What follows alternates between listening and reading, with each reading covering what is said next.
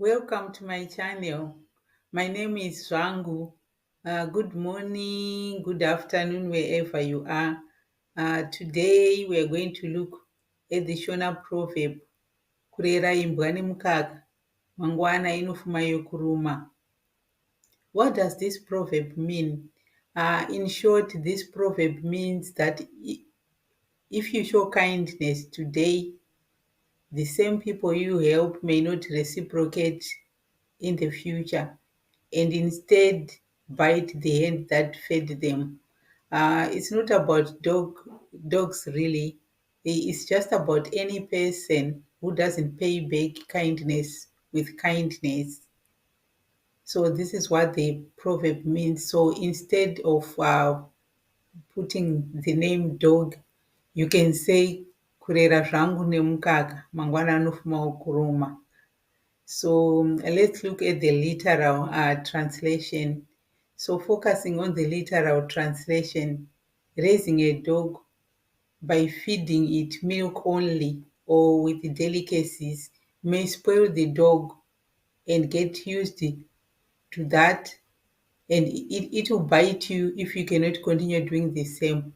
So it's like if you continue feeding your dog with delicacies or giving it special food, and then it gets accustomed to that. In the event you are not able to continue doing the same, looking after it in the same way, it will bite you. So this is, like I said, this is just figurative. It's not about a dog really. It can be any person in your life you treat so well with kindness. Instead of them paying you back with good deeds or with kindness, they do completely the opposite.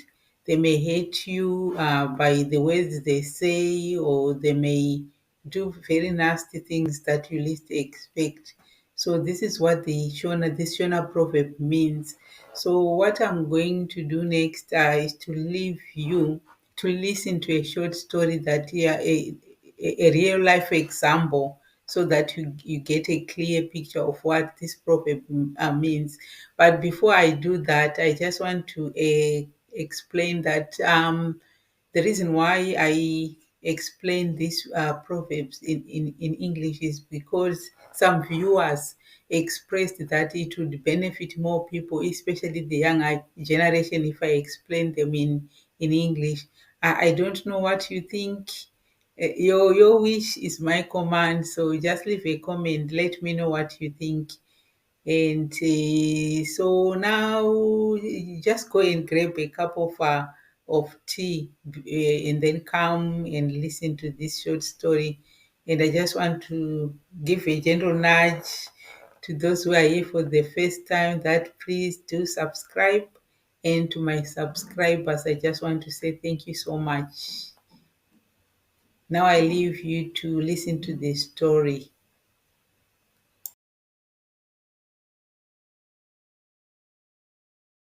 Chapter 1: The Beginning of Friendship. In Zimbabwe, in Mvuma village surrounded by green fields and tall trees, lived a man named Tawanda. He was known for his kindness and generosity. One day, while walking through the forest, he found a young, injured dog lying under a tree. The dog, weak and helpless, whimpered in pain. Tawanda's heart softened at the sight. Without a second thought, he picked up the dog, cradling it in his arms as if it were a child. He took it back to his home, cleaned its wounds, and fed it warm milk. He named the dog Simba, and from that day on, they were inseparable. Simba quickly regained his strength, and Tawanda was happy to have a loyal companion. Chapter 2: Growing Trust. As days turned into weeks, Simba became strong and healthy under Tawanda's care. The villagers often saw them together, Tawanda working in the fields with Simba running beside him, or sitting patiently as Tawanda told stories by the evening fire. Simba would wag his tail in response, his eyes filled with adoration for his master. Tawanda treated Simba like family, feeding him the best food he could afford and allowing him to sleep by his side every night. The bond between them grew stronger, and Tawanda trusted Simba with his life.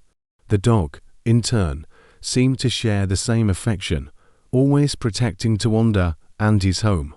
Chapter 3. Trouble on the Horizon.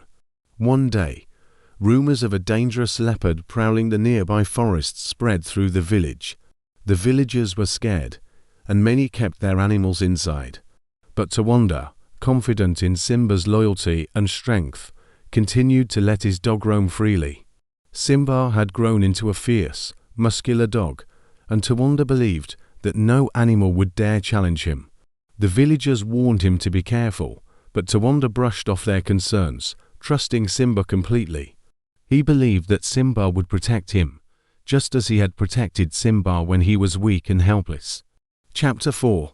The Leopard's Attack. One night, under the cover of darkness, the feared leopard crept into the village. It moved silently, its eyes glowing in the night as it approached Tawanda's home. Simba, sensing the danger, began to growl, waking Tawanda from his sleep. He stepped outside, holding a spear, ready to defend his home.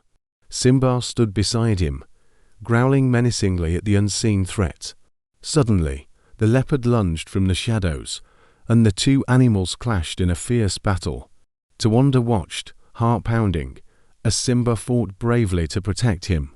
Finally, after a brutal struggle, Simba managed to drive the leopard away. Chapter 5. The Aftermath. The next morning, the villagers gathered around Tawanda's home, praising Simba for his bravery. The leopard had been driven away, and the village was safe. Tawanda was proud of his dog and treated him with even greater affection. He prepared a feast in Simba's honor, offering the best meat and milk he could find.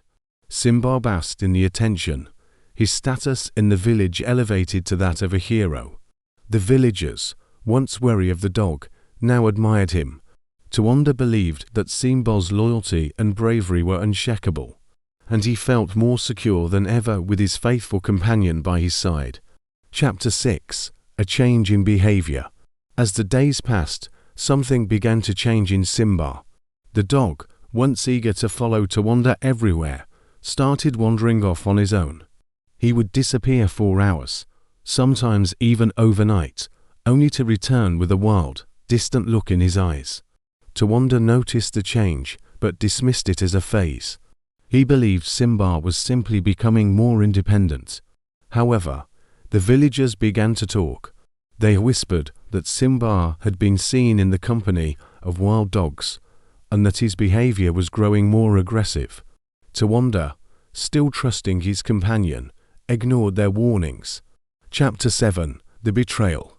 One night, Tawanda heard a noise outside his home. He stepped out, expecting to see Simba returning from one of his nighttime wanderings. But instead of his loyal dog, he found himself face to face with a pack of wild dogs, their eyes gleaming with hunger and aggression. To his shock and horror, Simba was among them, no longer the loyal companion he had raised, but a leader of the pack. Without warning, the dogs attacked. Tawanda fought them off as best he could, calling out to Simba for help. But Simba did not respond. Instead, he led the charge, sinking his teeth into the hand that had once fed him. That's it for today. Just to recap, the proverb we are looking at today simply means the kindness you show today may not be given back to you in future, as the same people will bite the hand that fed them. Keep tuning in for more Proverbs I explain with stories in English.